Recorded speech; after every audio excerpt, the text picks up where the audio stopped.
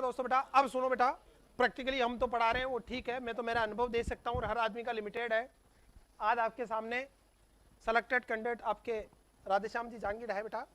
ये बेसिकली आपके Sarvodaya college of nursing Nagaur से पास आउट है बेटा प्रॉपर, और बच्चा भी जस्ट पास आउट है। और आपकी जानकारी बता दूं, उनका लास्ट डेट थी ना एग्जाम की फॉर्म की, उसके 4 दिन पहले रजिस्ट्रेशन नंबर आए और पहले ही अटेम्प्ट में एसएनए से लगभग 3rd ईयर 4th ईयर से जुड़े हुए हैं। और लगभग एसएनए में उन्होंने कम से कम, जहाँ तक मुझे याद है, 50 से 100 एडमिशन कराए उन्होंने, और काफ़ी इनके साथ के भी सेलेक्ट हुए हैं। इनका भी ऑल इंडिया 36 रैंक के साथ एसएनए की तरफ से इनका सिलेक्शन हुआ है। एक बार जोरदार तालियों से स्वागत करेंगे। आइए बेटा। एक बार मैं बगराम जी सर से निवेदन करूंगा कि माल्यार्पण और छापा पहना के एक बार स्वागत करें सर का।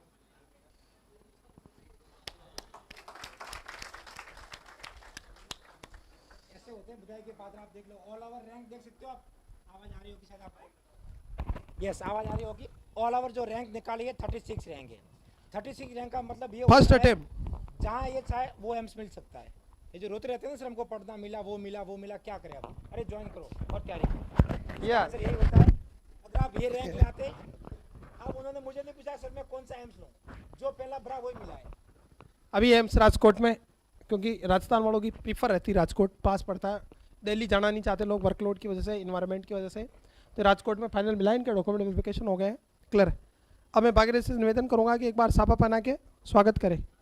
अरे आप करो भागीरथ जी, आप डायरेक्टर हो यार आप, हम तो रोज ही पहना रहे हैं, हम मिठाई खिला देंगे। चलेगा, जोरदार तालियों से स्वागत करें बेटा। मिठाई लो बेटा, चलिएगा। पहले पहनो, अच्छा लग रहा है। अरे अब तो कद ऊंचा हो गया, देख हमसे भी ऊंचा हो गया सिलेक्शन नहीं। हाँ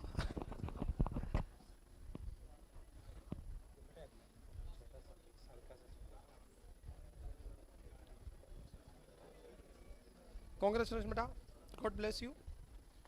चलेगा, और बहुत जल्दी आज आपके सामने मैं घोषणा कर देता हूँ, बहुत ही जल्दी Radheshyam ji as a faculty भी लॉन्च होंगे एसएनए में बेटा। Thank you Radheshyam ji, as a faculty भी लॉन्च करेंगे इनको बहुत जल्दी, थोड़ा इनका वेरिफिकेशन होने के बाद।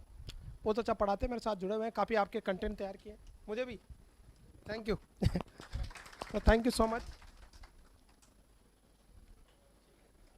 अच्छा लग रहा हूँ क्या? अबे जिंदगी में एक बार सापा पहना 5 साल पहले, अभी भी दुख हो रहा है।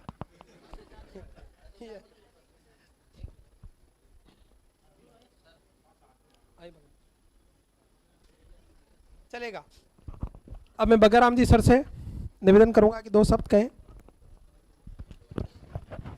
यस तो आज आपके सामने वो हस्ती है जिन्होंने खुद के दम पर एसएनए के साथ में जुड़ करके जो तैयारी की है, और पहली बार में इसी जो साल पास आउट थे और पहले अटैम्प्ट में उन्होंने जो अपना पहला चॉइस होता है ना, जो फर्स्ट चॉइस, इस बार जोधपुर तो आया नहीं था, नागौर के रहने वाले हैं, लेकिन जोधपुर मिला नहीं, तो इस बार उन्होंने राजकोट भरा और राजकोट मिला है। अगली बार जब जोधपुर की वैकेंसी में और बता दें कि आपको ट्रॉमा सेंटर से 150 या 200 बेड का कुछ ट्रॉमा सेंटर बन रहा है, तो 150, हाँ नहीं बनेगा वो 300 हो गया होगा, तो उसके लिए भी स्टाफ कम से कम देखो कितना चाहिए। इस बार वैकेंसी निकालनी है, वो स्टाफ की कमी है, प्लस अगर 300 बेड का है तो उसके लिए कम से कम 500 स्टाफ वो एक्स्ट्रा होंगे, तो कम से कम बता रहा हूँ 500 वैकेंसी जोधपुर एम्स की आएगी। ये सपना अभी आप देखोगे तब जाकर आप सितंबर 2023 के अंदर उस एग्ज़ाम के लिए एलिजिबल होगे और एग्ज़ाम दोगे। तो सर ने सब कुछ बता दिया है, क्या ऐप, अपने ऐप के थ्रू ऑनलाइन और ऑफलाइन कैसे तैयार करने, सब कुछ सर ने बता दिया है। अब राधेश्याम जी आपके बारे में अपने विचार शेयर करेंगे, कैसे उन्होंने तैयारी की है, कैसे सिलेक्शन लेते हैं ना। कई बार हमको तो लगता है सर आप तो है ना नौकरी लग गए और हमको बता रहे हो कैसे लेते हैं। आप उनको बताइए जो सर खुद लगा है वो हमको बताएगा, तो उनका कुछ ज़्यादा ही फर्क पड़ता है, तो वो कुछ आपको राधेश्याम जी अपने विचार आप लोगों के सामने रखेंगे, ठीक है ना, कि उनसे कुछ ज़्यादा ही मोटिवेट होते हैं आप, जो नए बच्चे आपके सामने यहाँ से बैठा हुआ आज आप स्टेज पे आ रहा है। तो मैं राधेश्याम जी वेलकम करता हूँ कि आकर अपना समय दे यहाँ पर। आवाज़ आ रही है पीछे तक? तो इंट्रो तो सर ने दे ही दिया, ठीक है। मेरा नाम राधेश्याम जांगीड़ है, मैं रिसेंटली अभी पास आउट हुआ हूँ 2022 में, अप्रैल में हमारा एग्ज़ाम था, आरयूचे से, राजस्थान से, नागौर से हूँ मैं। तो जो रजिस्ट्रेशन नंबर भी था वो जो फॉर्म की डेट स्टार्ट हो गई थी मेरे हिसाब से, उसके बाद आए थे जितने भी राजस्थान में इस बार जो पास आउट हुए हैं, आप सभी को पता होगा ना। और मतलब बाकी कोई ज़्यादा इंट्रो की ज़रूरत है नहीं। मैं ये सर से रिक्वेस्ट करके स्पेशली ये सेशन रखवाया आपके लिए, आधे 1 घंटे का, मान लो आधा घंटा या 45 मिनट, आप कितना सहन कर पाते हो उस पर निर्भर करता है ये, ठीक है। तो मैं चाहता हूँ कि मैंने कुछ अपनी तरफ से कुछ पॉइंट्स ऐड किए हैं अपने मोबाइल में लेके आया हूँ मैं, ठीक है। उसमें पूरे क्लास में क्या क्या मुझे पॉइंट टच करने हैं, ठीक है। क्योंकि आप जैसे अभी यहाँ पे जो बैठे हुए हैं, ठीक है, मैं जानना चाहूँगा कितने हैं जो दूसरी बार यहाँ पे प्रिपेयर कर रहे हैं, लाइक जिनको 1 साल से ज़्यादा हो गया एग्जाम देते हो और दूसरी बार या तीसरी बार प्रिपेयर कर रहे हैं। कोई है? सारे फ्रेशर हो? एक ही हाथ खड़े करो भाई, पता लगे मुझे, उस हिसाब से सेशन को हम आगे बढ़ाएंगे ना। थोड़ा मोटिवेशनल सेशन ना होके हम थोड़ा सा प्रैक्टिकल रखेंगे ताकि आपको भी पता लग पाए एक्चुअल में जो फर्स्ट अटेम्प्ट में क्रैक करना होता है किसी भी एग्जाम को, है ना, तो वो कैसे पॉसिबल हो पाता है। हाँ, अभी रिसेंट 22 का ही पास आउट हुआ ना, अभी रिसेंट 2022 से ही पास आउट हूँ मैं, ठीक है। ये मेरा नोटसेट का फर्स्ट अटेम्प्ट था, इससे पहले मैंने कोई भी गवर्नमेंट एग्जाम नहीं दिया था। ये मैंने प्रॉपर अपनी प्रिपरेशन करके 8-9 महीने, ठीक है, 4th ईयर के साथ ही मैंने अपनी प्रिपरेशन स्टार्ट कर दी थी। और उसके बाद में ये मैंने ये समझ सकते हो कि उससे पहले एक्चुअल में मैंने बहुत सारे मॉक टेस्ट दिए थे, इसलिए प्रैक्टिकली स्पीकिंग ये मेरा पहला नोट सेट नहीं था, ये मेरा 50वां 60वां नोट सेट था एक हिसाब से देखे तो, क्योंकि उससे पहले मैं 50 से 60 मॉक टेस्ट प्रैक्टिस कर चुका था जो नोट सेट के लेवल के थे, समझ रहे हो। इससे ये समझ में आता है कि जब आप नोट सेट देने जा रहे हो, ठीक है, हो सकता है आप में से कुछ ऐसे हो जिनको ये लग रहा हो कि हम सिर्फ नोट्स पढ़ेंगे, है ना, नोट्स पढ़ेंगे बिना एमसीक्यू की प्रैक्टिस किए हुए, बिना मॉक टेस्ट दिए हुए, सीधा जाके हम एग्जाम देंगे नोट सेट का और वहाँ पे हमारी अच्छी रैंक आ जाएगी, ठीक है। तो ये सबसे बेवकूफ़ी भरा कदम होता है। तो सबसे पहला जो स्टेप होता है ना, वो होता है आपकी जो प्रिपरेशन होती है ना, आपकी जो प्रिपरेशन होती है, आप 8-10 महीने आप किसी भी एग्जाम को क्रैक करने के लिए लगाते हो, ठीक है। जैसे अभी यहाँ पे आप काफ़ी जने जो हैं मान लो पहले से प्रिपेयर कर रहे होंगे, ठीक है, जिनका भी दूसरा या तीसरा अटेम्प्ट होगा, ठीक है। ये इस तरीके से समझ सकते हो कि आपको 8-9 महीने आपकी पूरी की पूरी स्ट्रेटेजी क्या रखनी है, आपको एग्जाम क्लियर करनी है ना। इससे पहले मैं ना आगे का अपना चालू करूं, आप में से अगर कोई पर्सनली कोई ऐसे कोई पूछना चाहे, ठीक है, जिसको मुझे इस सेशन में अगर उस क्वेश्चन को रखना हो, ठीक है, तो आप में से कोई पूछ सकता है। किसी का कोई पर्सनल ऐसे क्वेश्चन हो तैयारी से रिलेटेड कि हमें ये जानना है कि एक्चुअल में ये पॉइंट कैसे कवर होता है या ये चीज़ हमें कैसे करनी है, ऐसे कोई आप में से कोई पूछना चाहता है तो पूछ सकता है। मतलब पहले से सबको सब कुछ पता है। कोई पूछना चाहता है कि आपके मन में कोई भी सवाल होता है, जैसे पर्सनल स्पीकिंग जब मैंने शुरुआत की थी अपनी, ठीक है, तो मेरे मन में ढेरों सारे सवाल थे, ठीक है। मैं भी एक तरीके से फ्रेशर था, मुझे गाइड करने वाला कोई था नहीं उस टाइम पे। मैंने पूरी की पूरी जो अपनी कोचिंग है वो ऑनलाइन ही करी थी, घर पे बैठ के ही करी थी, ठीक है। तो मेरे पास ऐसे कोई था नहीं कि भाई मैं किसी से पूछूं, ठीक है। तो ये होता है कि तैयारी स्टार्ट करते करते हमारे मन में कई सारे सवाल होते हैं, ठीक है। जैसे कि अपने नोट्स हाथ से बनाए या जो पहले से बने हुए प्रिंटेड नोट्स है वो मैं काम में लेने हूँ, ठीक है। अपने जो पढ़ने का टाइम होता है वो पढ़ने का टाइम कितना रखना चाहिए, अपना जो टाइम टेबल होता है वो टाइम टेबल कैसे बनाना चाहिए, ठीक है। अपनी जो टेस्ट टेकिंग स्ट्रेटजी होती है, ठीक है, मेरे हिसाब से कुछ तो ये शब्द कुछ पहली बार सुन रहे होंगे कि टेस्ट टेकिंग स्ट्रेटजी भी कोई चीज़ होती है ना। कुछ टेस्ट टेकिंग स्ट्रेटजी होती है जिसके बेस पे एक टॉपर बनता है। जैसे मान लो एक बेसिक सा पॉइंट बताता हूँ ना, जैसे मान लो ये गोल सेटिंग होती है, ठीक है, ठीक है। अब आप क्या मानते हो जो नोट सेट हर साल देते हैं, 1 लाख फॉर्म भरे जाते हैं। इस बार एक वीडियो आया था यूट्यूब पे जिसमें बताया गया था कि आरटी लगवा के उन्होंने पता किया था कि टोटल कितने कैंडिडेट जो होते हैं वो नोट सेट के लिए अपियर होते हैं। शायद आप में से बहुत जनों ने देखा होगा, ऑलमोस्ट 1 लाख के करीब, है ना। तो उसमें से ये तो है नहीं, उसमें से ये तो नहीं है कि किसी का गोल ये हो कि यार मुझे नोट सेट का पेपर इसलिए देना है क्योंकि मुझे इसमें सिलेक्शन नहीं लेना है। कोई है क्या यहाँ पे बैठा हुआ जिसको सिलेक्शन नहीं लेना है फिर भी वो 8-10 महीने बैठ के यहाँ पे प्रिपेयर कर रहा है? ऑब्वियसली आप सभी को एक अच्छी रैंक चाहिए। एक होता है ना सिलेक्शन बाय चॉइस होता है, एक सिलेक्शन बाय चांस होता है। बाय चांस का मतलब ये होता है बस हो गया। एक चॉइस का मतलब ये होता है कि अपनी प्रिपरेशन इस लेवल की होती है, ठीक है। जैसे मेरी ऑल इंडिया रैंक 36 है, तो अब जो भी एम्स मैं चाहूँ, ठीक है, वो मेरी चॉइस से मिल सकता है ना। इसमें आपकी जो फ्रीडम होती है वो काम आती है, ना कि आपको ये नहीं कि मजबूरी में कोई भी एम्स मिल गया आपने ज्वाइन कर लिया, है ना। मेरा कहने का मतलब ये है, ठीक है। तो इसका मतलब ये होता है कि जो भी प्रिपेयर कर रहा है बंदा, है ना, उसका गोल तो यही होता है कि हमें नोट सेट क्लियर करना है। फिर भी ऐसे कुछ ही बच्चे क्यों होते हैं जिनकी टॉप रैंक आती है, वो भी फर्स्ट अटेम्प्ट में होते हैं ना। 2-2, 3-3 साल 6-6 साल तक लगे हुए होते हैं, फिर भी अच्छी रैंक नहीं आती। सिलेक्शन होता भी है तो मर डूब के होता है। जैसे मान लो रैंक इतनी नीचे आती है कि उनको जो भी एम्स मिला उनको लेना पड़ता है मजबूरी में, या कुछ तो ओवर एज हो जाते हैं जिनकी एज 28, 29, 30 इस एज तक जाते जाते सिलेक्शन होता है इनका, समझ रहे हो। इसका मतलब कुछ ना कुछ जो टॉपर होते हैं ना, वो कुछ अलग करते हैं, उनकी कुछ अलग स्ट्रेटजी होती है ना। नॉर्मल जो कन्वेंशनल तरीका होता है अपने पढ़ने का रटने का तरीका होता है, ये अब काम नहीं करता आज के टाइम पे, क्योंकि कंपटीशन बहुत ज़्यादा है। आपको कंपटीशन को समझना होगा, चीज़ें एक्चुअल में कैसे डील होती है। ऐसे नहीं कि भी हमने बस सोच लिया कि नोट सेट क्रैक करना, कोई भी एक कोचिंग ज्वाइन कर ली, सामने कुछ भी पढ़ा रहे हैं उसको रट लिया और बस हम सोचे कि हमारा सिलेक्शन हो गया। ये नहीं होता। कोचिंग को चूज़ करना, मटेरियल को चूज़ करना, कौन सी फैकल्टी से हमें पढ़ना है, ठीक है, वो चूज़ करना, ये तो प्री रिक्विजिट होता है। प्री रिक्विजिट का मतलब समझ दो ना, अपने पढ़ते हैं प्री रिक्विजिट फैक्टर होते हैं। प्री रिक्विजिट फैक्टर का मतलब क्या होता है, जिनकी वजह से आपकी शुरुआत अच्छी होने वाली है। समझ रहे हो?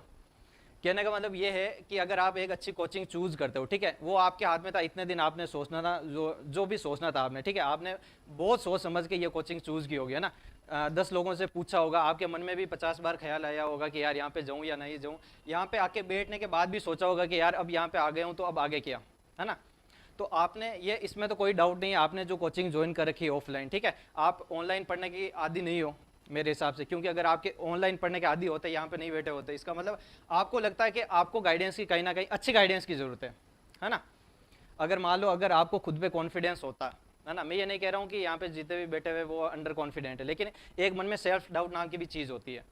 और सेल्फ डाउट एक ऐसी चीज़ है, वो चाहे ऑल इंडिया रैंक 1 हो, ठीक है, या जिसका सिलेक्शन नहीं हुआ, सबके मन में आता है। क्या कोई ऐसा है यहाँ पे बैठा हुआ जो इतना कॉन्फिडेंट है कि यहाँ पे आके अभी बोल दे कि मेरी ऑल इंडिया रैंक 1 आएगी, चाहे वो रात दिन पढ़ता? कोई है क्या आप में से? मैं जानना चाहता हूँ कि कोई तो होगा ना कि आप में से इतना बंदा कॉन्फिडेंट होगा, फिर उसको कॉन्फिडेंट नहीं बोलेगा, हम उसको ओवर कॉन्फिडेंस बोलते हैं, है ना। तो जाने अनजाने मान लो आप में से भी अगर कोई अच्छा परफॉर्म कर रहा है यहाँ पे टेस्ट में, ठीक है, सबसे पहले तो उनको कॉन्ग्रेचुलेसन देना चाहूँगा कि आप अच्छा परफॉर्म कर रहे हैं, ठीक है।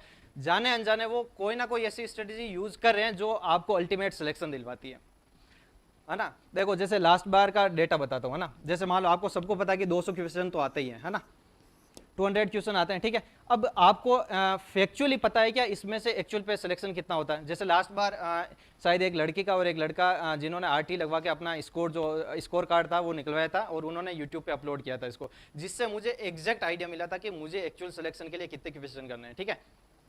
देखो मैं जब अपने कॉलेज में गया था, ठीक है, वहाँ पे मेरा एक ऐसा ही सेशन हुआ था, ठीक है।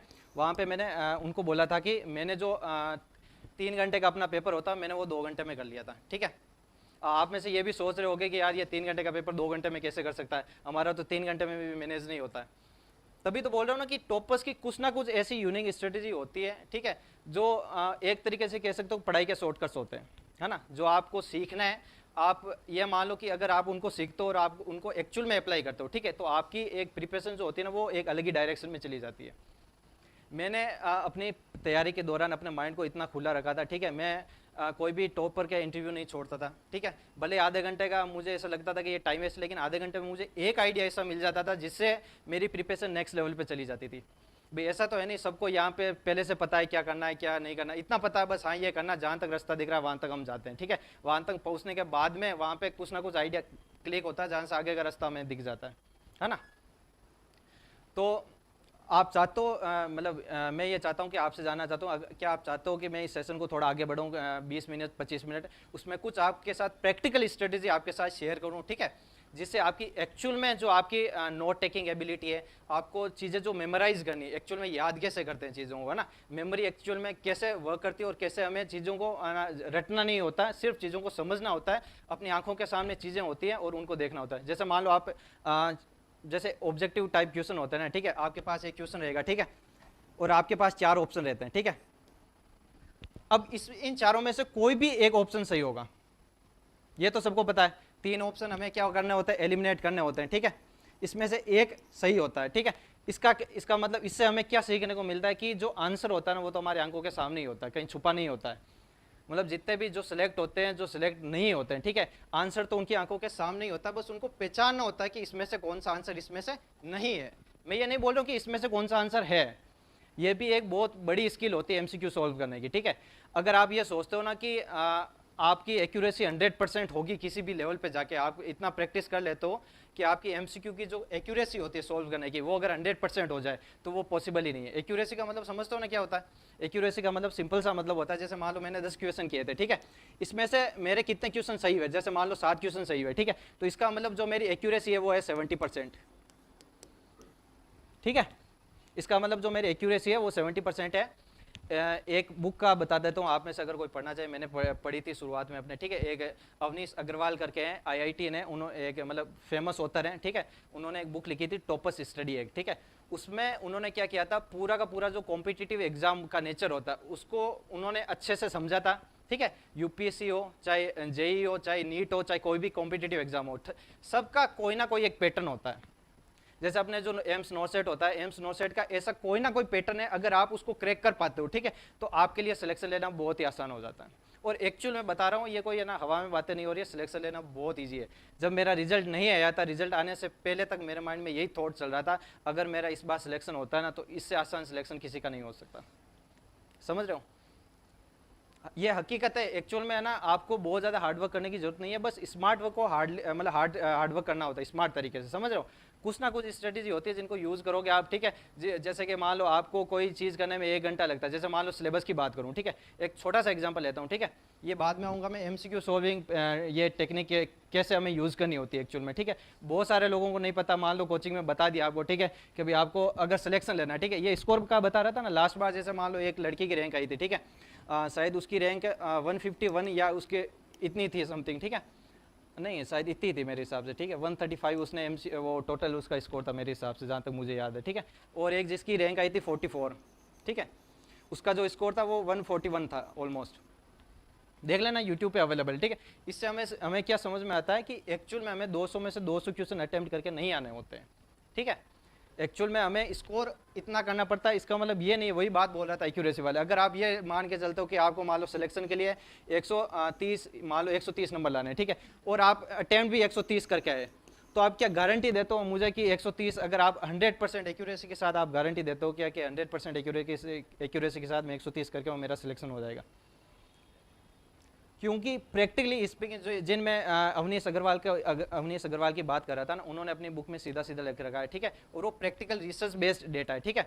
कोई भी जो एग्जाम होता है ना, कोई भी एग्जाम होता है, जैसे कोई भी नॉर्सेट भी हो उसमें, चाहे सीएचओ या अपने नर्सिंग का कोई भी एग्जाम पकड़ लो, ठीक है, उसमें क्या होता है, आपको जैसे 200 क्वेश्चन होते हैं, ठीक है, उसमें से मिनिमम आपको 85% क्वेश्चन जो होते हैं वो अटेम्प्ट करने पड़ते हैं, और उसमें भी मिनिमम आपकी 85% एक्यूरेसी होनी चाहिए सिलेक्शन के लिए। ये आपको मैं डेटा दे रहा हूँ एक्चुअल में, इससे क्या समझ में आता है कि अपनी एक्यूरेसी है वो हमें कहाँ तक बढ़ानी है, ठीक है। मेरी एक्यूरेसी कभी भी 100% नहीं थी, जो मेरी एक्यूरेसी थी वो कभी भी 100% नहीं थी। मेरी एक्यूरेसी जो शुरू में थी वो ऑलमोस्ट थी 65-70%, जब मैंने एमसीक्यू प्रैक्टिस करना स्टार्ट किया था, और लास्ट में जाते जाते जो मेरी एवरेज जो एक्यूरेसी थी वो थी 85%। इसका मतलब यही समझ में आता है, हाँ वही बता रहा हूँ, ठीक है। एक्चुअल में समझ में आया ये क्या मतलब एक्यूरेसी का खेल कैसे काम करता है, एक्यूरेसी कैसे मैटर करती है, ठीक है। देखो स्लाइड कैसे यहाँ से आएगी, ठीक है। देखो जैसे मान लो आपने 200 क्वेश्चन करने हैं, ठीक है, इसका मतलब आप जो सिलेक्शन के लिए क्वेश्चन चाहिए होते हैं, ठीक है, मान लो जैसे आपको जो करेक्ट करना है, काट पीट के जो स्कोर होना चाहिए 135 से 140 होना चाहिए, ठीक है। अब इसमें भी एक बहुत बड़ा गेम है, ठीक है, अगर आप अपना टारगेट लेके चलते हो हमें 135 से 140 ही सही करने हैं, ठीक है, तो आपने वो बचपन में आपने स्कूलों में सुना होगा ना, मतलब मास्टर जी कहते थे, ठीक है, अगर हमें मान लो 90% स्कोर करना है तो कम से कम आपका जो एम होना चाहिए वो 100% का होना चाहिए, या मान लो आपको 70% स्कोर करना है तो कम से कम आपका जो एम होता है वो 80% होना चाहिए। वो बात आज भी रिलेवेंट है और आज भी सच है ना। अगर मतलब एक कहावत है, ठीक है, जैसे एम फॉर मून, ठीक है, aim for moon if you will miss you will hit a star, ठीक है, इसका हिंदी वर्जन बता देता हूँ, ठीक है। इसका मतलब ये है कि अगर आप प्रिपरेशन कर रहे हो, ठीक है, तो अपना गोल कम से कम ऑल इंडिया रैंक 1 का या फिर कम से come all India rank under 100 का रखिए। अब इसका मैंने भी अपना गोल ऑल इंडिया रैंक 1 रखा था, और इसका प्रूफ भी पड़ा है मेरे पास। मैंने जो अपना मोबाइल का वॉलपेपर था, ठीक है, जो मोबाइल का वॉलपेपर होता वो मैंने खुद ने कस्टमाइज किया था, मैंने अपनी डायरी में भी लिख दिया था, ठीक है, कि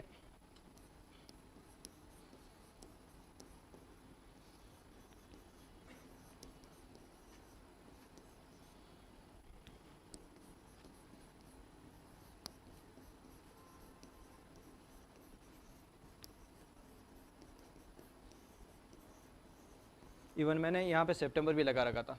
अगर मुझसे कोई आगे पूछता ना उस टाइम पे कि यार तेरी सच में ऑल इंडिया रैंक 1 आ जाएगी, तो मुझे बिल्कुल भी कॉन्फिडेंस नहीं था, ठीक है। लेकिन मैंने अपना गोल ये बना रखा था, ठीक है। और मेरी ऑल इंडिया रैंक 1 आई भी नहीं, लेकिन all India rank 36 all India rank 1 से कहीं भी कम नहीं है मेरे हिसाब से। तो उस जो अभी मैंने कोट बोला था ना, उसका सिंपल सा मतलब होता है मैंने ऑल इंडिया रैंक 1 रखा था, ठीक है, जो कि मेरे लिए मून था, मेरा हाई गोल सेटिंग था, ठीक है।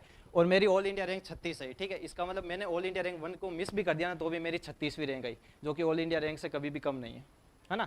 शुरू के जो ऊपर के जो 100 वाले होते हैं उनमें मुश्किल से 1 या 2 क्वेश्चन का डिफरेंस होता है, जिसकी वजह से उनकी रैंक आगे पीछे हो जाती है, और रैंक 1 वाले में और रैंक 100 वाले में ज़्यादा कोई डिफरेंस होता नहीं है। तो ये होता है, इसका मतलब ये होता माइंड सेट शुरू से, है ना। मैं ये बोल रहा था ना, शुरू में मैंने एक चीज़ बोली थी कि यहाँ पे जितने भी बैठे हुए हैं, ठीक है, सबका गोल यही होता है कि भाई हमें है ना एम्स निकालना है, नर्सिंग ऑफिसर बनना है। कोई भी ये नहीं चाहता, अगर वो होता है ना, जैसे सर बोलते हैं मिराज खाने वाले भी होते हैं, ठीक है, उनका भी रैंक लाने का ही पर्पज़ होता है। वो भी यही सोचते हैं कि हमें एम्स में रैंक लेके आनी है, हमें भी एम्स अपनी पसंद का एम्स ज्वाइन करना है, ठीक है। लेकिन आप उस भीड़ से अलग कैसे कर सकते हो, वो होते हैं टॉपर वाली स्ट्रेटजी। यही होती है कि आपकी जो माइंड का जो मतलब लेवल होता है, माइंडसेट होता है, ठीक है, वो आपको ऑल इंडिया रैंक 1 वाला रखना है। इसका मतलब ये नहीं कि भाई अब ऑल इंडिया रैंक 1 नहीं आएगी तो हम ये शुरू से डर के बैठ जाए अपने, ठीक है, यार अब मेरी ऑल इंडिया रैंक 1 नहीं आई तो मैं क्या करूंगा, मैंने सबको बोल दिया। या मान लो किसी को बोलने की भी जरूरत नहीं है, ठीक है, आपने लिख भी दिया कहीं पे छुपके से, ठीक है, आपको पता है, आपने लिख दिया आपका गोल ऑल इंडिया रैंक 1 का है, ठीक है। अब ये नहीं सोचना कि मेरी ऑल इंडिया रैंक 1 नहीं आई तो मैं क्या करूंगा। वो एक फेलियर वाली वो होती है ना, फीलिंग होती है, फीलिंग ऑफ फेलियर जिसे कहते हैं, ठीक है। मतलब वो कहता है ना 90% इसलिए फेल नहीं हो जाता कि वो मतलब वो होता है ना कि भाई उन्होंने अच्छा अटेम्प्ट नहीं किया, ठीक है, लेकिन शुरू से उनके माइंड में क्या होता है, वो फेलियर वाला डर होता है, और वो डर उनको ले डूबता है। अच्छे अच्छे पढ़ने वाले भी जो होते हैं उनका सिलेक्शन नहीं होता, मैंने अपनी आंखों से देख रखा है। मेरे बहुत सारे सीनियर है, ठीक है, जो कि उनको देख के लगता था कि यार अगर इनका सिलेक्शन नहीं होगा ना तो मेरा कैसे हो सकता है ना। तो इसका मतलब यही है कि कुछ ना कुछ आपको माइंडसेट अपना बीट से हट के रखना ही पड़ेगा, जिसकी वजह से आपका सिलेक्शन होगा, है ना। अब देखो ये उस पे आ जाऊँ मैं, जो एमसीक्यू सॉल्विंग स्ट्रेटेजी होती है, जानना चाहोगे आप। देखो मतलब अभी तक आपको क्या लग रहा है, मैं इस सेशन को आगे बढ़ा सकता हूँ या बोर कर रहा हूँ आप लोगों को। मतलब कुछ सीखने को मिल रहा है ना। देखो मोटिवेशन कुछ नहीं है, मैं भी आपकी तरह एक नॉर्मल बंदा हूँ, ठीक है, एक नॉर्मल मिडिल क्लास फैमिली से आया हूँ, ठीक है, ठीक है, थोड़े सपने डंके रखे थे जिसकी वजह से मैंने ऑल इंडिया रैंक जैसे 36 लेके आया, ठीक है, पहली अटेम्प्ट में मैंने क्रैक कर लिया था, ठीक है। लेकिन मैंने अपनी इस जर्नी के दौरान बहुत कुछ सीखा था, और मुझे ऐसा पर्सनली लगता है कि मुझे ये जो मैंने सीखा है पर्सनली, ठीक है, वो आप सभी लोगों के साथ या जो फ्यूचर में प्रिपरेशन करने वाले हैं उनके साथ शेयर करनी चाहिए। क्योंकि ये जो मैंने चीज़ें सीखी वो मैंने ऐसा नहीं कि किसी एक बंदे से सीखी या एक ने बैठ के मुझे गुरु ज्ञान दिया था, ऐसा कुछ नहीं होता है। आप अगर आपका माइंड जो होता है ना लर्निंग माइंड सेट है अगर आपका, ठीक है, तो आप वो होता है ना एक किसी से भी एक मतलब वो जानवर होता है ना उसी से भी आप सीख लेते हो। छोटी छोटी चीज़ें कलेक्ट करके आपके पास एक लास्ट में एक वो बल्क आता है, ठीक है, जिसके बेस पे आप सिलेक्शन लेते हो, है ना। तो देखो एक सिंपल सी स्ट्रेटेजी बताता हूँ, ठीक है। जैसे मान लो आपको 200 में से 130 क्वेश्चन करने होते हैं, ठीक है, मतलब इतने पे मान लो सिलेक्शन होता है, ठीक है। अब बहुत सारे बोलते हैं कि कम से कम आपको इसमें से 170 या 180 तो आपको अटेम्प्ट करने ही चाहिए, ठीक है। मेरा एक फ्रेंड था, उनके टीचर ने उनको ये सलाह दी थी एग्जाम से जस्ट पहले, वो 170-80 करके भी आया था लेकिन उसका सिलेक्शन नहीं हुआ। क्यों ज्ञान अधूरा था। मतलब पता तो चल गया चलो 170-80 करने, लेकिन क्यों करने, कैसे करने, ये नहीं पता था, या ना ही उनको बताया गया था। तो मैं चाहता हूँ कि आप इसको जो आप जैसे मान लो मेरे से आज आप एक भी आइडिया लेकर जाते हो ना, उसको इम्प्लीमेंट करो। आपको मैं लिख के देता हूँ, आपकी 100% तरीके से जो आपका अभी जो लेवल है ना उससे सुधर ही जाएगा, कम नहीं होगा। आप एक बार उसको ट्राई करना। कोई भी मान लो आपके पास नया आइडिया आता है या फिर आपको कोई भी नई राय देता ना, तो ये मत मानो कि यार ये गलत दे रहा है या मैं इसकी क्यों मानूं, या फिर यार ये तो सही बोल रहा है ना इसकी मान लेता हूँ, ठीक है, ऐसा नहीं करना चाहिए। वो आप पहले इंप्लीमेंट करो, अगर आपको रिजल्ट दिखे तब उसको रख लो, अगर रिजल्ट ना दिखे तो उसको एलिमिनेट करो, है ना। और अगर आप खुद से ट्रायल एंड एरर, एक ट्रायल एंड एरर मेथड होती है ना, साइकोलॉजी में पढ़ी होगी, ट्रायल एंड एरर से खुद निकलोगे ना तो उसमें बहुत ज़्यादा टाइम लग जाएगा। अगर ट्रायल एंड एरर के थ्रू अगर आप जाते हो, ठीक है, ये कहते हो कि नहीं सारी चीज़ें मैं खुद से ही करूंगा, ठीक है, और मैं किसी की नहीं सुनूंगा, कोई क्या कर रहा है उससे मुझे कुछ मतलब नहीं है, मैं खुद से सारी चीज़ें करूंगा, तो उसमें आपको बहुत ज़्यादा टाइम लग जाएगा। 2-2, 3-3 साल, 6-6 साल में भी पता नहीं होगा भी या नहीं होगा, क्योंकि वो बहुत ज़्यादा टाइम चला जाता है। इसलिए अपने माइंड को ओपन रखिए। आज मैं अगर यहाँ पे आया हूँ ना, ठीक है, तो मैं चाहता था तो 5 मिनट में सेशन खत्म कर सकता था, बता देता हाँ ये स्टोरी, कोई भी इमोशनल स्टोरी सुना देता अपने स्ट्रगल की, ठीक है, मेरे भी मतलब आंखें नम हो जाती, लेकिन उससे क्या होता, आपको कोई आइडिया नहीं मिलता, ना ही आपकी प्रिपरेशन बूस्ट होती। मैं चाहता हूँ कि पर्सनली अगर आप एक सिंगल आइडिया भी यहाँ से लेके जाए ना, तो मेरे लिए वो बहुत बड़ी बात होगी, है ना। तो देखो अब ये 170-80 क्वेश्चन कैसे करना है, ठीक है। जैसे मैंने अपना जो पर्सनली जो उस दिन पेपर दिया था ना, उसका माइंडसेट बताता हूँ, मेरा माइंडसेट कैसा था, ठीक है, और मैंने कैसे पेपर को अटेम्प्ट किया था, ठीक है। अब देखो मेरे सामने 200 क्वेश्चन थे, एज यूजुअल सभी के पास होते जो सिलेक्ट हुए नहीं हुए, ठीक है, लेकिन मेरा माइंडसेट अलग क्या था। 3 घंटे का हमें पेपर जो टाइम ड्यूरेशन होता है वो 3 घंटे का होता है, ठीक है। 3 घंटे में मैंने जो 1 से लेके 200 क्वेश्चन है ना वो ऑलमोस्ट 2 घंटे में कंप्लीट कर लिए थे, ठीक है। 2 घंटे से कम भी लगे थे। एक्चुअली मेरे पास वहाँ पे 80 मिनट बचे हुए थे, 80 मिनट बचे हुए थे उसके बाद भी, ठीक है। 1 से लेके मैंने सारे क्वेश्चन 200 तक देख लिए थे, और उसमें से कम मैंने 130 से लेके 140 क्वेश्चन अटेम्प्ट कर लिए थे, ठीक है। उसमें से मैंने कम 30 से 40 क्वेश्चन मार्क फॉर रिव्यू करके रखे थे, ठीक है। 30 से 40 क्वेश्चन मार्क फॉर रिव्यू कर रखे थे, ठीक है। अब यहाँ पे एक बहुत अच्छा आइडिया है कि आपको कौन से क्वेश्चन होते हैं जो मार्क फॉर रिव्यू के लिए रखने होते हैं। सारे क्वेश्चन तो आप मार्क फॉर रिव्यू कर नहीं सकते, ठीक है, नहीं आप सारे क्वेश्चन अटेम्प्ट कर सकते हो, ठीक है। अब देख सकते हो जैसे 130 से 140 है ना, ठीक है। 130 अगर जैसे 140 होता है, 140 में से अगर 30 भी ऐड कर दो, ठीक है, तो 170 या 180 क्वेश्चन होते हैं, ठीक है। मैंने जो टोटल अटेम्प्ट किए थे वो 175 थे। ये टोटल क्वेश्चन मैंने अटेम्प्ट किए थे, जिसमें से 180 जो नर्सिंग के होते हैं ना उसमें से मैंने 167 अटेम्प्ट किए थे ऑलमोस्ट, और जो 20 होता है ना जीके वाले उसमें से लगभग 9 मैंने अटेम्प्ट किए थे, ठीक है। 175 होता है। मैथ अपनी कमज़ोर है वैसे भी बायोलॉजी वालों की, ठीक है। तो देखो यहाँ पे ये समझना है हमें, ठीक है, कि कौन से क्वेश्चन हमें छोड़ने हैं, ठीक है, कौन से क्वेश्चन को हमें फर्स्ट अटेम्प्ट में ही उनको अटेम्प्ट करना है। फर्स्ट अटेम्प्ट का मतलब समझो पहली बार जब मैं पेपर को देख रहा हूँ, मेरे सामने एमसीक्यू आया, उसको पहली बार में मुझे अटेम्प्ट करना है या नहीं करना है, ठीक है।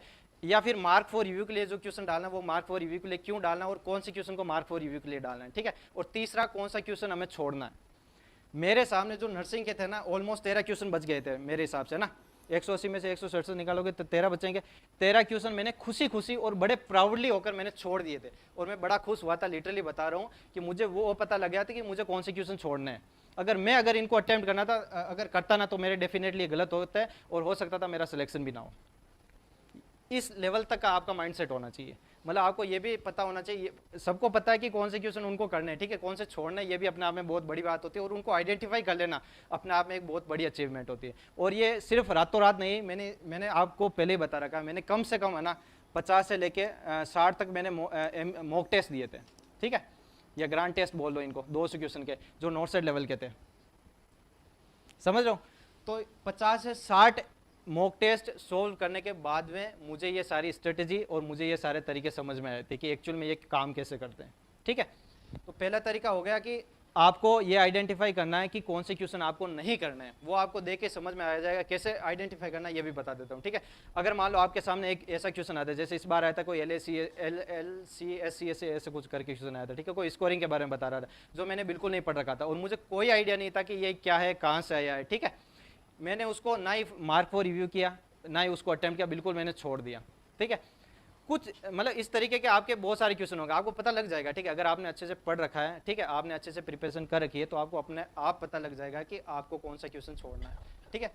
कैसे पता लगाओगे? पढ़ते आपको पता लग जाएगा, कोई आइडिया नहीं है। चारों में से आप एक भी ऑप्शन को अगर एलिमिनेट नहीं कर पाते हो, 4 ऑप्शन आएंगे ना आपको, मैंने क्या कहा, चारों के चारों ऑप्शन आपके सामने होंगे, उसमें सही भी आपके सामने होगा, आपको आइडेंटिफाई करना है इसमें से गलत कौन कौन से है ना। तो आपको अपने आप ही पता लग जाएगा कि हाँ यार, मैं इस चारों में से एक भी एलिमिनेट नहीं कर पा रहा हूँ, इसका मतलब ये मेरे बस का सौदा नहीं है, ये क्वेश्चन मुझे ले डूबेगा, इसको मुझे छोड़ना है, ठीक है। और ऐसे कम से कम हर एक एग्जाम में 15 से 20 क्वेश्चन होते हैं, और वो क्वेश्चन होते हैं जो आपको टीचर बताते हैं कि हर पेपर में 15 से 20 डिफिकल्ट क्वेश्चन आते हैं जो किसी को नहीं आते, वो वाले ये क्वेश्चन होते हैं।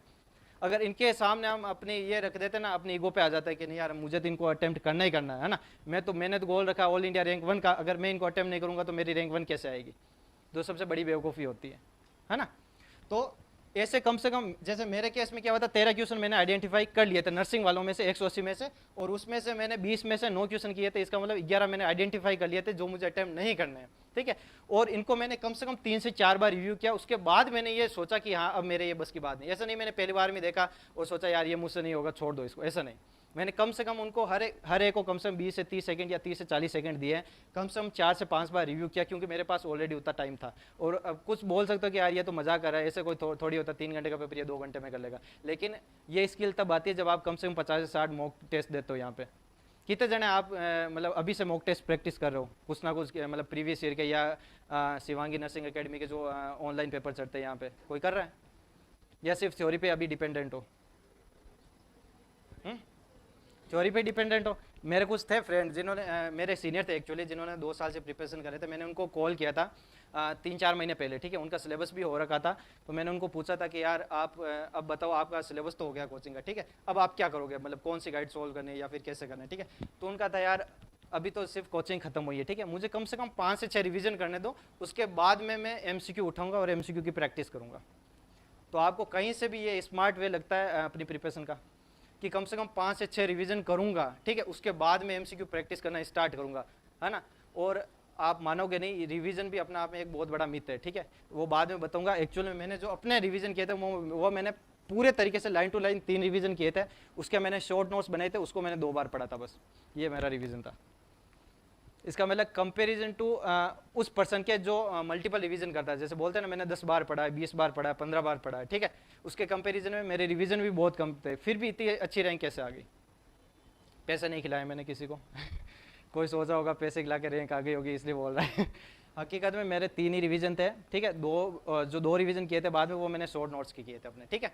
वापस बैक टू द क्वेश्चन आते हैं कि क्वेश्चन कौन से छोड़ने हैं। पता लग गया कि कौन से क्वेश्चन हमें छोड़ने हैं जो हमें देख के ऐसा लगता है यार चारों में से हम कोई भी एक भी ऑप्शन एलिमिनेट नहीं कर पाएंगे उसमें से, ठीक है।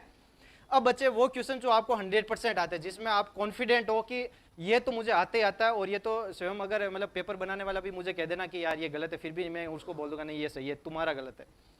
और ऐसे कम से कम 100 से 120 क्वेश्चन होते हैं अगर आपने अच्छी प्रिपरेशन कर रखी है तो। मैं नहीं बोल रहा हूँ कि आप आधा अधूरा पढ़ के जाते हो फिर आप कहते हो यार मुझे तो सिर्फ 50 क्वेश्चन ही आ रहे थे। अगर आपने ईमानदारी से पूरी ऑनेस्टी के साथ अच्छी प्रिपरेशन की है तो कम से कम 100 से 120 क्वेश्चन ऐसे होंगे, ठीक है, जो आपको आ रहे होंगे, और वो हर एक बंदे को आ रहे होंगे जहाँ पे कोई अच्छी प्रिपरेशन करके बैठा होगा उस एग्जाम में। इसका मतलब उससे आपका सिलेक्शन नहीं होगा।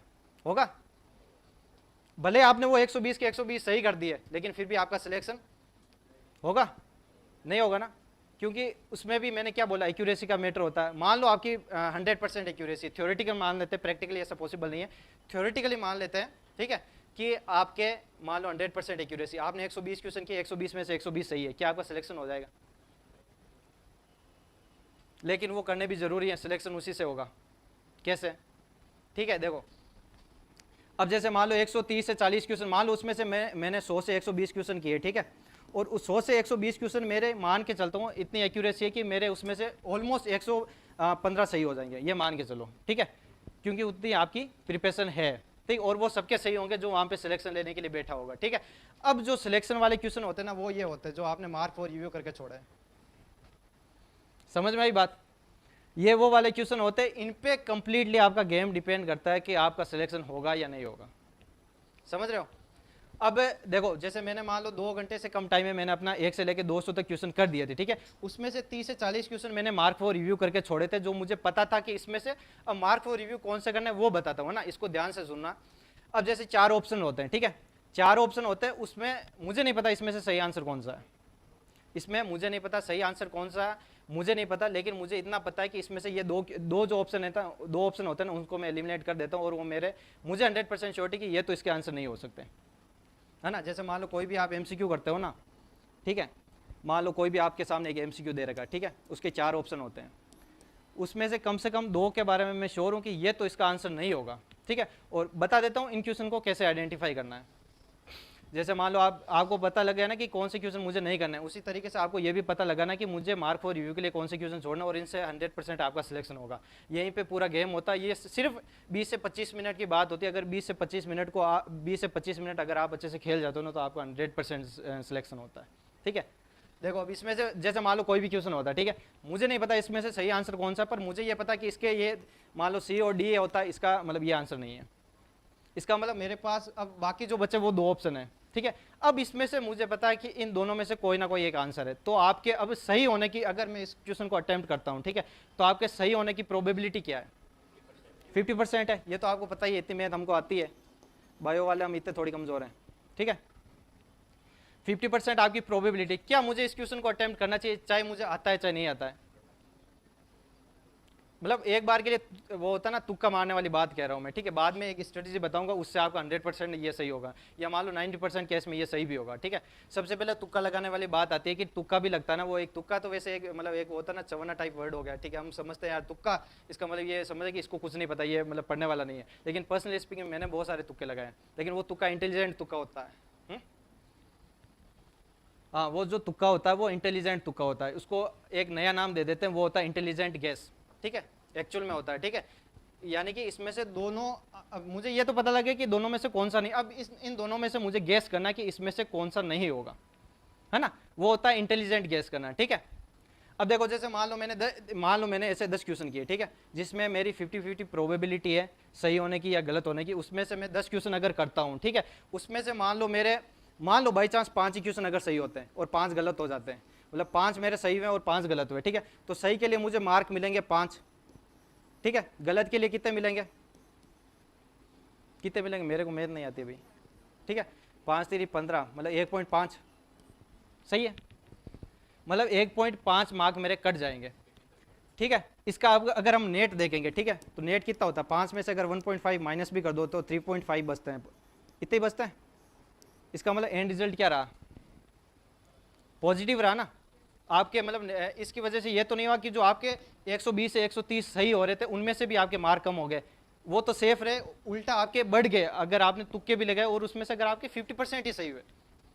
समझ रहे हो ना, गेम मतलब कहाँ पे चेंज होता है। अगर मान लो इसमें से अगर मान लो मतलब कोई इतना इंटेलिजेंट होता है, ठीक है, जिसने अच्छा खासा पढ़ रखा हो, ठीक है, उसके अगर 10 में से मान लो, एक तो ये तरीका होता है कि मैं 10 को छोड़ दूं, मैं ये सोच लूं कि यार मुझे इसका सही आंसर नहीं पता इसलिए मैं इसको छोड़ देता हूं। पर्सनली स्पीकिंग जितने भी टॉपर भी होते हैं ना, जिसकी ऑल इंडिया रैंक 1 भी आई होती है, ठीक है, उसके भी गलत होते हैं, उसकी 100% एक्यूरेसी नहीं होती है। लास्ट बार वाला रिजल्ट देखना, वो मैंने 151 रैंक बताया था ना, उसके भी 40 क्वेश्चन गलत हुए थे। 188 उसने अटेम्प्ट किए थे, उसके 40 क्वेश्चन गलत हुए थे, और उसकी 151 शायद रैंक थी उसकी मेरे हिसाब से, है ना। तो इसका मतलब गलत तो सभी के ही होते हैं, ठीक है, गलत तो सभी के ही होते हैं। अब मान लो जिसने प्रिपरेशन अच्छी कर रखी है, उसके मान के चलो प्रोबेबिलिटी है 7 से 8 क्वेश्चन तो सही हो जाएंगे मेरे हिसाब से, मेरे वेते हो जाएंगे ना। अगर आप इंटेलिजेंट तरीके से गेस करते हो, 2 ऑप्शन आपने एलिमिनेट कर दिए, बाकी बचे 2 ऑप्शन, उसमें आप श्योर हो कि दोनों में से वो होता ना, एक ही तरफ आप इंक्लाइंड हो कि यार मुझे ज़्यादा ही सही ये लग रहा है, ऐसा भी होता ना। अगर आपने ईमानदारी से मॉक टेस्ट दिए ना, तो मैं आपको जो भी बातें बोल रहा हूँ ना, आप उसको 100% रिलेट करोगे। अगर आपने आज तक एक भी मॉक टेस्ट नहीं दिया ना, जो भी मैं बोल रहा हूँ ना यहाँ पे, वो आपको बकवास लगेगी। अब ये बताओ कितनों को बकवास लग रहा है। मतलब अगर आपने अभी तक MCQ सोल्व करना स्टार्ट नहीं किए हैं, तो सबसे बड़ी बेवकूफ़ी है कि आपने अभी तक जो सबसे अल्टीमेटली आपको 200 क्वेश्चन नहीं करने 3 घंटे में। आपने कुछ भी पढ़ा हो, कुछ भी नहीं पढ़ा हो, 10 बार रिवीजन किया हो, 20 बार रिवीजन किया हो, उससे कोई फर्क नहीं पड़ता। आप 3 घंटे में वहाँ पे कैसा परफॉर्म करते हो, उन 200 क्वेश्चन को कैसे हैंडल करते हो, उस पर आपका पूरा का पूरा गेम टिका है ना। बोलते ना कुछ 6 महीने तैयारी करके लग जाते हैं या 8 महीने तैयारी करके लग जाते हैं, जैसे मैंने 8 से 9 महीने अच्छे से प्रिपरेशन की थी और मैं लग गया, ठीक है। समझ रहे हो ना, गेम कहाँ पे चेंज होता है, गेम यहीं पे चेंज होता है। अगर मान लो आपने 10 क्वेश्चन अटेम्प्ट किए, ठीक है, जो आपको नहीं आते हैं, आपको सही आंसर इसका नहीं पता है, लेकिन आपने 2 क्वेश्चन उसमें से 2 ऑप्शन एलिमिनेट कर दिया, अब आपको पता है इन दोनों में से एक ऑप्शन होने वाला है, उसको अगर आप अटेम्प्ट करने जाते हो, ठीक है, तो आपकी प्रोबेबिलिटी 50-50% है। और अगर आपने अच्छे से पढ़ रखा है और आपका जो तुक्का है वो इंटेलिजेंट तुक्का है, ठीक है, तो गारंटी के साथ आपके 7 से 8 क्वेश्चन वहाँ पे सही होने वाले हैं, होंगे ना। अब मान लो जैसे आपके 8 क्वेश्चन उसमें से सही हो गए, या मान लो कम भी मान लो, ठीक है, 7 क्वेश्चन सही हो गए, ठीक है। अब मान लो 7 के लिए आपको मिला, ठीक है, 7 नंबर, 3 के लिए बाकी का मिला 3.9, इतना ही होता है, मान लो 1 नंबर, ठीक है। नेट रिजल्ट कितना रहा, मतलब अगर आपने 10 क्वेश्चन अटेम्प्ट किए, ठीक है, 7 से 8 उसमें से सही हुए, मान के चलो 7 आपके सही हुए, ठीक है, उसमें से आपके 3 गलत भी हो गए, फिर भी एंड रिजल्ट क्या रहा उसका, 6 ही रहा ना। आपके जो 120 से 130 सही हुए उनमें कोई फर्क पड़ा, आपका ओवरऑल स्कोर जो हुआ वो इंक्रीज हुआ ना। इसका मतलब जो सिलेक्शन दिलवाते हैं वो मार्क 4 UU वाले होते हैं, वो सिलेक्शन दिलवाते हैं, समझ रहे हो। अब बता देता हूँ फाइनल, ये छोटी सी चीज़ है, वो आपको पूरा बता देता हूँ। मैं नहीं चाहता हूँ कि आपको अधूरा अधूरा छोड़ के जाऊँ यहाँ पे, ठीक है। एक भी चीज़ पकड़ो लेकिन उसको अच्छे से पकड़ो, उसको इंप्लीमेंट करो, आपको रिजल्ट दिखेगा। रिजल्ट दिखता है तो वो चीज़ सही है आपके लिए, अगर रिजल्ट नहीं दिखता है वो चीज़ आपके लिए खराब है, भले ही मेरे लिए वो सही थी, ठीक है। फाइनल टेस्ट दे रहा हूँ, ओवरव्यू, ठीक है। जैसे कोई भी MCQ होता है, कितने हमें सही करने होते हैं, कितने गलत करने होते हैं, ठीक है। जैसे मान लो 200 होते हैं, ठीक है, उसमें से अपने 130 क्वेश्चन मान लो सिलेक्शन दिलवाते हैं, ओवरऑल जो नेट रिजल्ट होता है, ठीक है, उसमें से हमें कम से कम 120 से 30 सभी को आ रहे होते हैं। कम से कम वहाँ से ले जाके हमें 30 से 40 ऐसे क्वेश्चन होंगे जो हमें 50-50 वाले होते हैं, जो हमें सिलेक्शन दिलवाते हैं, ठीक है। 15 से 20 ऐसे क्वेश्चन होते हैं जो हमें छोड़ने होते हैं, ठीक है, समझ। ये जो मार्क फॉर रिव्यू वाला होता है, इनका सारा का सारा गेम होता है, इनको आपको सेकेंड राउंड में अटेम्प्ट करना होता है। अगर आप पहली बार में इसको अटेम्प्ट करने जाओगे तो मतलब स्ट्रॉन्ग पॉसिबिलिटी कि आपका ये गलत ही गलत होगा, क्योंकि इसका भी एक लॉजिक बता देता हूँ पीछे का क्या होता है। शुरू में हम जैसे ही टेस्ट, जैसे पहला क्वेश्चन आता है, ठीक है, दूसरा आता है, तीसरा आता है, हमें नहीं आता तो हमारी धड़कनें बढ़ती जाती है ना। हम तो टेक्निकल भाषा में बात करेंगे, ठीक है, तो वो होता है हमारा, ठीक है, sympathetic nervous system. Sympathetic nervous system actual में जो ब्रेन की जो सोचने की या डिसीजन मेकिंग जो पावर होता है ना, उसको कम कर देता है। आप फील करना, कभी भी एमसीक्यू देना, अच्छे से उनको सोल्व करना, ठीक है। आपकी शुरू में हार्ट बीट बढ़ती है, ठीक है, तो सिंपैथेटिक नर्वस सिस्टम एक्टिवेट होता है, तो आपकी डिसीजन मेकिंग पावर कम हो जाती है। और यहाँ पे स्ट्रॉन्ग पॉसिबिलिटी कि आपके 3 से 4 क्वेश्चन अगर मतलब आपको आते हुए भी गलत होंगे। वो कहते हैं ना कि यार ये तो मेरे को आ रहा था, बहुत ईजी क्वेश्चन था, लेकिन फिर भी गलत हो गया, उसके पीछे का रीज़न ये है। इसका मतलब क्या, वो मार्क फॉर रिव्यू के लिए छोड़ना है और आराम से डीप ब्रीथ करनी है 2-3, ठीक है, खुद को रिलैक्स करना। पानी की बोतल भी देते हैं एम्स वाले 10 रुपये वाली, पता होगा इस बार, ठीक है, हालांकि वो गर्म पानी था, ठंडा नहीं था, फिर भी वो काम चल जाता उससे, ठीक है। तो उससे क्या, खुद को रिलैक्स करो, अपने पैरासिम्पैथेटिक नर्वस सिस्टम की एक्टिविटी को बढ़ाओ, ठीक है। इसमें आपकी ब्रेन की डिसीजन मेकिंग जो पावर होती है वो अच्छी होती है, ठीक है। अब आप अगर फिर से क्वेश्चन को रिव्यू करोगे, ठीक है, अब मैं बता देता हूँ जो मैंने 2 घंटे में पेपर सोल्व किया था, बाकी के टाइम मैंने क्या किया था, ठीक है। 2 घंटे में जैसे 1 से लेकर 200 तक गया था, उसमें मैंने मार्क फॉर रिव्यू किए थे, ठीक है। उसमें सबसे पहले मैंने मार्क फॉर रिव्यू को वालों को देखा था, उसमें से मुझे मुश्किल से 15 से 20 मिनट लगे थे, ठीक है। 15 से 20 मिनट में मैंने वो 30 से 40 क्वेश्चन अटेम्प्ट कर लिए थे, प्रैक्टिकली है, कोई इसमें हवा वाली बात ही नहीं है, ठीक है। बाकी के टाइम फिर भी मेरे पास आधा घंटा बच गया था ऑलमोस्ट, ठीक है, आधा घंटे से ज़्यादा ही बचा था, 40 मिनट्स बचे थे एक्चुअल में, ठीक है। उस 40 मिनट में मैंने फिर से 1 से लेकर 200 तक सारे क्वेश्चन रिव्यू किए थे, और उसमें मैंने देखा था कि 3 से 4 क्वेश्चन मेरे गलत हो रहे हैं, जो मुझे आ रहे हैं लेकिन फिर भी मेरे गलत हो गए, ठीक है। जैसे मान लो ईसीजी में जैसे हाइपर कैलेमिया होता है, तो उससे टोल टेंटेड टी वेव होती है, मैंने उल्टा कर रखा था उसका। अब बेसिक क्वेश्चन था, मुझे आता था, फिर भी वो मेरा गलत हो गया ना, क्यों, मेरा सिंपैथेटिक नर्वस सिस्टम उस टाइम पे एक्टिवेट था। मैंने फिर से सोचा, आराम से डिसीजन लिया, ठीक है, अब मेरा वो क्वेश्चन सही हो गया। तो समझो पैरासिम्पैथेटिक सिंपैथेटिक का कितना बड़ा गेम होता है अपने एग्जाम में, है ना। तो ऐसे पूरा का पूरा क्यों, उसके बाद में मैंने जो लास्ट सबमिट होता है, सबमिट करने से पहले भी मेरे पास कम से कम 5 से 7 मिनट एक्स्ट्रा बचे हुए थे। तो अगर आपके माइंड में अगर ये मिथ बैठा हुआ है आज से कि मैं 3 घंटे में पेपर सोल्व नहीं कर सकते या नहीं कर सकती, तो ये सबसे बड़ा झूठ है। वो आपकी प्रैक्टिस पे डिपेंड करता है। मैंने इतनी प्रैक्टिस की थी कि 3 घंटे का पेपर मैं 2 घंटे में ही कर चुका था।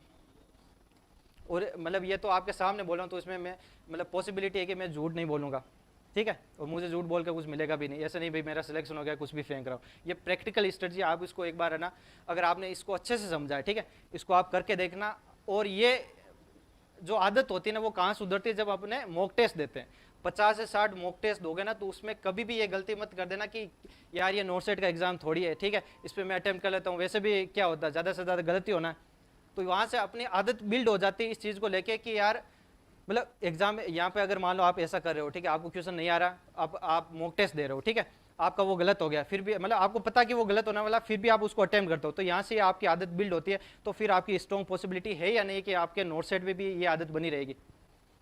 मतलब नोट सेट में भी तो यही आदत रहेगी, आपके सामने वही ब्रेन को आपको सिग्नल मिलेगा, यहाँ सामने आया, मुझे पता गलत है, फिर भी मेरी आदत है उस पर क्लिक करने की, है ना, तुक्के लगाने की, तो आपका गलत होना ही होना है। तो ये आदत आपको शुरू से सुधारनी है और अभी से सुधारनी है, ठीक है। इसके रिगार्डिंग किसी को कुछ पूछना है? एक छोटी सी टेक्निक है, ठीक है, मैं आपको और बता देता हूँ, ठीक है, 2 मिनट से, ठीक है। देखो एक जैसे ये होता है ना कि अभी तो आप ऑफलाइन आ रहे हो, ठीक है, ऑफलाइन में क्या होता है, आपको 4 से 5 घंटे भी बैठना होता है, ठीक है, तो आपके लिए पॉसिबल ही नहीं है कि आप बीच में से उठ के चले जाओ यहाँ से, ठीक है, लेकिन ऑनलाइन में सारा सब कुछ पॉसिबल होता है, ठीक है। अब आपने क्योंकि ऑनलाइन चूज़ कर लिया, तो ये स्ट्रेटजी आपके काम आएगी जब आप घर पे सेल्फ स्टडी कर रहे हो, ठीक है। आपने एक नाम सुना होगा पोमोडोरो टेक्निक का, बोलते लेकिन किसी को बहुत कम जनों को समझ में आता है, ठीक है। उसका मतलब ये होता है कि अगर आपका पढ़ने का बिल्कुल भी मूड नहीं है, ठीक है, या फिर आप मेरी तरह मतलब होता है बंदर माइंड सेट वाले थोड़े प्राणी हो, ठीक है, इसका मतलब ये आप टिक के बैठ नहीं सकते, ठीक है, तो आपके लिए ये स्ट्रेटजी बिल्कुल परफेक्ट है, ठीक है। एक टाइमर लगाइए, मैं लगाता था पर्सनली 30 मिनट का टाइमर लगाता था। उस 30 मिनट में सिर्फ और सिर्फ मैं पढ़ाई पे फोकस करता था। 30 मिनट में सिर्फ और सिर्फ पढ़ाई पे फोकस करता था। 30 मिनट जैसे ही कंप्लीट हुए मैं किताबों को साइड में रख देता था, 5-7 मिनट के लिए घूमने चला जाता था, यहीं घूम लेता था, पानी वानी पी लेता था, खुद को रिलैक्स करता था। ब्लड सर्कुलेशन बॉडी का अच्छा हो जाता था, वापस दिमाग अच्छा काम करने लग जाता था, पूरा फोकस पीक पे होता था, फिर आधे घंटे बैठता था। ऐसे करके मैं पूरे दिन पढ़ता रहता था। पूरे दिन का मतलब 7 से 8 घंटे बस। मैंने कोई ऐसे नहीं कोई 15-16 घंटे पढ़ाई की, वैसा कुछ नहीं है। मैंने सिर्फ एवरेज ऑन एन एवरेज पूरे साल का निकालोगे तो मेरी एवरेज स्टडी जो टाइम रहा है वो 5 से 6 घंटा रहा। ठीक है। और भी बहुत सारे क्वेश्चन में आपको मुझे पता है आपके माइंड में ऐसे क्वेश्चन हैं, पर आपको उनको वो क्वेश्चन की फॉर्म में ला नहीं पा रहे हो। ठीक है, लेकिन मुझे पता है आपको कहीं ना कहीं as a student, as a aspirant आपको जाने की बहुत ज़रूरत होती है। मेरे पास वो टाइम नहीं है, वरना मैं आपको खूब सारी स्ट्रेटेजी बताता जिससे आपको सच में लगता कि एक्चुअल में आपको बस इतनी सी मेहनत करनी होती है, फालतू की वो गधों वाली मेहनत करनी नहीं होती है ना। एक्चुअल में होता है ऐसा। आप ये मत समझना कि आप मतलब आपको भी नहीं पता होता आप किस गधे वाली मेहनत कर रहे हो इस टाइम पे। हो सकता है आप कुछ स्मार्ट स्ट्रेटेजी अभी भी यूज़ करो। स्मार्ट स्ट्रेटेजी का मतलब ये नहीं कोई साइंटिफिक कोई बहुत बड़ी रॉकेट साइंस बता रहा हूँ मैं आपको, कुछ बेसिक चीज़ें। ठीक है, अगर आपका पढ़ने का मन नहीं लग रहा, 30 मिनट का टाइम लगा, 30 मिनट का टाइमर लगाओ, चेयर पे बैठो, आराम से पढ़ो 30 मिनट के लिए। बस ये सोचना कि मुझे 30 मिनट के लिए पढ़ना है और बाकी सोचना ही नहीं है, तो अपने आप आपका जो स्टडी टाइम है ना वो अपने आप बढ़ जाएगा। आप ज़्यादा देर तक पढ़ पाओगे। आप अगर अभी मान लो 1 या 2 घंटा पढ़ते हो ना लगातार, या 3 घंटा या 4 घंटा पढ़ते हो, ठीक है, ये आप स्ट्रेटेजी यूज़ करना, मतलब आप चाहे मुझे थैंक यू मत बोलना उसके बाद में, ठीक है, लेकिन एक्चुअल में आपका जो टाइम है ना पढ़ने का वो कम से कम 5 से 6 घंटे बढ़ जाएगा, इसकी गारंटी मैं देता हूँ। क्योंकि आपको पढ़ना सिर्फ आधे घंटे के लिए, ये सोचना माइंड में, ये नहीं सोचना मुझे 6 घंटे दिमाग में कभी भी ये सोच के मत बैठना कि जैसे मैं पढ़ने बैठा हूँ अभी, ठीक है, तो मुझे 6 घंटे के लिए या 7 घंटे के लिए या 10 घंटे के लिए पढ़ना है। आपकी पढ़ाई कभी भी पूरी नहीं हो पाएगी। 1-2 दिन कर भी लोगे ना तो या ज़्यादा से ज़्यादा उसको 4 या 5 दिन सस्टेन कर पाओगे। समझ रहे हो? आपको माइंड में सिर्फ इतना ही रखना है, मैंने ये टाइमर लगाया हुआ है, ठीक है, 30 मिनट का, और मुझे सिर्फ और सिर्फ 30 मिनट ही पढ़ने हैं, और इस 30 मिनट में मुझे अपना 100% देना है। और ऐसे 30-30 मिनट करके, ठीक है, मुझे ऐसे कम से कम जैसे एक सेशन हुआ 30 मिनट का, ठीक है, ऐसे कम से कम 15 से 16 सेशन करने एक दिन के, आराम से हो जाते हैं। ठीक है, आपको बोरियत भी नहीं लगेगी, चीज़ें आसान होगी। ठीक है, और कुछ पूछना है किसी को या यहीं पे ख़त्म करते हैं? बोर हो गए? नहीं हो गया लग रहा है। नहीं, मेरे पास तो ऐसी बहुत सारी चीज़ें, अगर मैं आपको बताने बैठूंगा तो मेरे लिए 3 घंटे भी कम पड़ेगा। अभी सर बात कर रहे थे कि तू 30 मिनट क्या बोलेगा, मैं इसको 3 घंटे तक भी खींच सकता हूँ, पर इतना टाइम है नहीं। ठीक है, तो अगर पॉसिबल होगा, अगर आगे फ्यूचर में ऐसे सेशन लेने को मिलेंगे तो मैं ज़रूर कोशिश करूँगा आपको कम से कम 20-30 मिनट में ऐसी चीज़ें समझा पाऊँ आपको। ठीक है, थैंक यू। मतलब नहीं, बात ये है कि अगर मतलब मैं आपसे फाइनल जो फीडबैक होता है नहीं मतलब जैसे जो फाइनल फीडबैक है ना वो आपसे जानना चाहता हूँ कि आपको मैंने मान कितना मिनट लिया, 30 मिनट, आधा घंटा हो गया। आधे घंटे में आपको कुछ ना कुछ तो सीखने को मिला होगा ना, या ऐसे लग रहा था मेरे मुंह पे चप्पल मारने का मन कर रहा था किसी का? नहीं कर रहा हो तो बता दो, मैं आगे से ऐसे सेशन नहीं लूँगा भाई। ठीक है, अरे भाई मेरा तो मन नहीं कर रहा है कि छोड़ के जाऊँ यहाँ पे 3-4 घंटे लगा रहा हूँ, ठीक है, पर टाइम की मजबूरी है, मुझे जाना भी है। ठीक है, तो आगे कभी ऐसे अगर मान लो सेशन लेने को मिलेगा ना तो मैं आपसे पूछ लूँगा, आपका फीडबैक लिया जाएगा, ऐसे नहीं ज़बरदस्ती बोल रहे हैं यहाँ पे। ठीक है, मैं लेके बताता हूँ। ठीक है, thank you. Thank you so much, आपने इतना कीमती समय दिया आपका, और बहुत बढ़िया स्ट्रेटजीज बताई इन्होंने। जो अपनी स्ट्रेटजीज फॉलो करी, सबकी अपनी इंडिविजुअल पकड़ होती है, सब अपने तरीके से पढ़ते हैं, लेकिन ऐसे टॉपर कैसे बना जाए, क्लियर, कम समय में कैसे स्मार्ट स्टडी करें, इन्होंने अच्छा बताया, तो उसके लिए धन्यवाद बहुत बहुत उनका। और परेशान हो गए थे क्या? चलो कोई बात नहीं, मैं समझ सकता हूँ तुम्हारी भावनाएं, लेकिन तुम्हें क्या आदत नहीं है, हम भी बताते हैं चीज़ें, यही बता रहा है, जो इसने बताई वो हम बताते हैं, हम जो बताते हैं इसने बताई बच्चे ने, लेकिन कुछ मजाक करते लोग, कुछ नहीं करते। लेकिन अभी है ना आपको फोकस करना है, और आप सबके लिए खुशखबरी है, 3500 पोस्टें आ गई राजस्थान CHO की, तो लक बधाइयाँ उनको जो CHO का लंबे समय से इंतजार कर रहे हैं। उसका एग्जाम फरवरी में है, फरवरी तक तो खोल के रख देंगे एक एक स्क्रू को, बोल्ट को, इसके, ठीक है ना। है विज्ञप्ति आ गई है, 8 तारीख से फॉर्म शुरू हो जाएंगे।